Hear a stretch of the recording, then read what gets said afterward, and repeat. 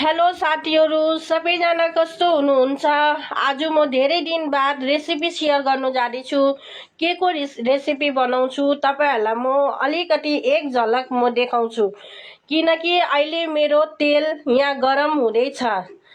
मैले यहाँ यो तेलमा अलिकति यो तेल के अरे फर्चुन रिफाइन तेल हालेको गरम हुँदैछ, स्टिम हुँदैछ। यहाँ ठुलो आँच म दिइरहेको छु हैन, स्टिम हुँदैछ। किनकि यो कराई बहुत दिनको कराई हो, यो मेरो लकी कराई हो। त्यही भएर म यो उयसमा खाना बनाउँछु हैन। त्यस्तो हैन, अरु बर्तनहरु पनि छ मेरो। यहाँनिर म बर्तनहरु राख्छु हैन, सबै कुरो छ यहाँनिर। अन्त यो चाहिँ मेरो कालो कराई हो, स्टिम त हुनु आट्यो। त म के बनाउँदैछु भनेपछि यो चाहिँ हाम्रो नेपालीमा भन्छ निङ्ग्रो साग हो, बेङ्गोलीले यसलाई ढेकी साग भन्छ। त मिक्स यहाँ छ टमाटर, टमाटर काटेर राखेको, यहाँनिर 4 वटा खोर्सानी हालेको छु हैन। त्यसको पछि यहाँ अलिकति कालो जिरा राखेको छु। त्यसको पछि यहाँ जिरा पाउडर, यहाँ अलिकति हल्दी, अन्त यहाँनिर चाहिँ मैले के अरे सरसोको पेस्ट बनाएर राखेको छु। अन्त त्यसको पछि मेरो यहाँ तेल गरम भइसक्यो। तेल गरम भइसक्यो, म अलिकति यहाँ उयो हालेको हो। मेरो तेल गरम भइसक्यो, टमाटर र खोर्सानी मैले हाले किनकि निरामिष हो।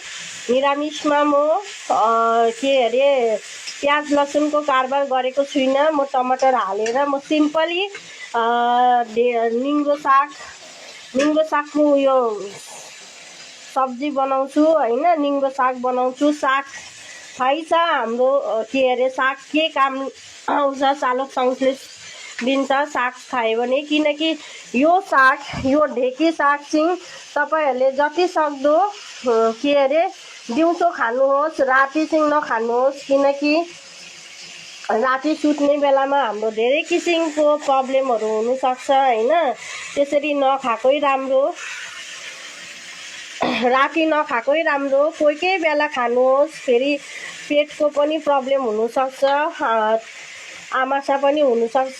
किनकि धेरै किसिमको प्रब्लम हुन्छ निङ्ग्रो साग बेसी खायो भने। तर दिउँसो खाँदा चाहिँ हाम्रो शरीर पनि फिटनेस रहन्छ, सालोक संश्लेष दिन्छ।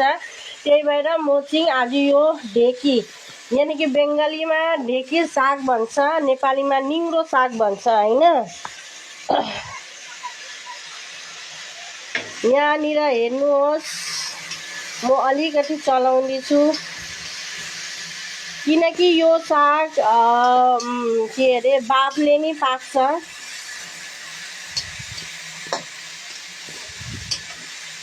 म अलिकति मरमसला हाल्छु, अलिकति हल्दी हालेको छु साथीहरु। किनकि म सबै कुरो एक्लै गर्दैछु। अलिकति हल्दी हालेको छु, त्यसको पछि अलिकति जिरा हाले, अलिकति मैले जिरा पाउडर हाल्दिए। अरु केही पनि मसाला मैले यहाँ हालेको छैन किनकि यो बाफले नै पाक्छ। साथीहरु हेर्नु हुँदैछ तपाईहरुले, मैले यहाँ निङ्ग्रो साग बनाउँदै छु। त्यसको पछि अलिकति उयो हाल्दिन्छु सागमा।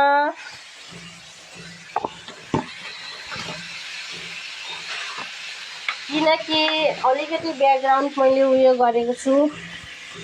अनि अलिकति नुन हाल्दिन्छु म।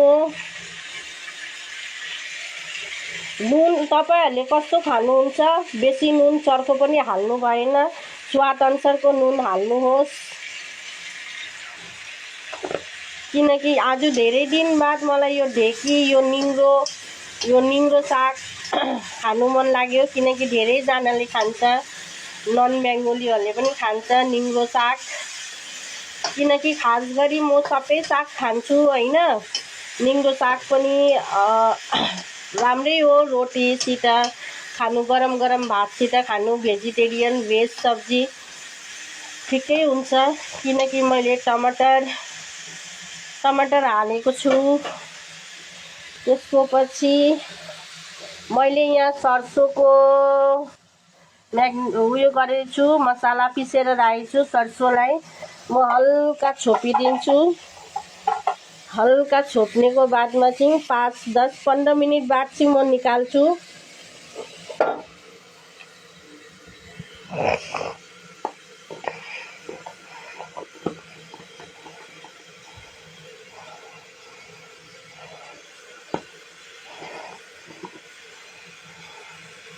साथीहरू तपाईहरु सबैजनाले हेर्नु हुँदैछ कि चुलामा मैले यहाँ साग बनाइरहेको छु, निङ्गो साग।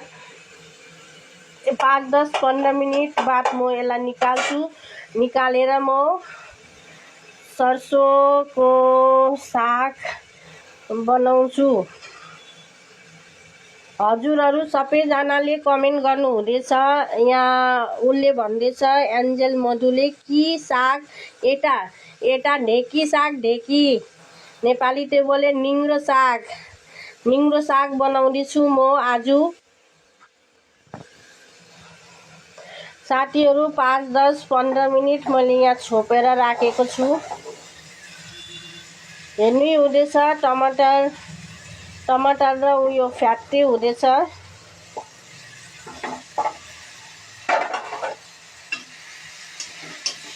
धेरै उयो भइसक्यो, फ्याट्दै भइसक्यो साथीहरू।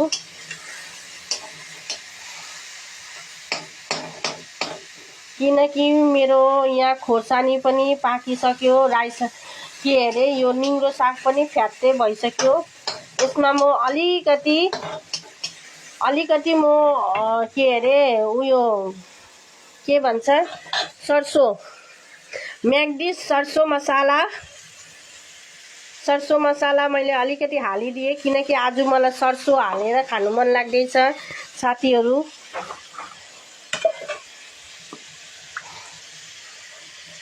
सर्सो हाले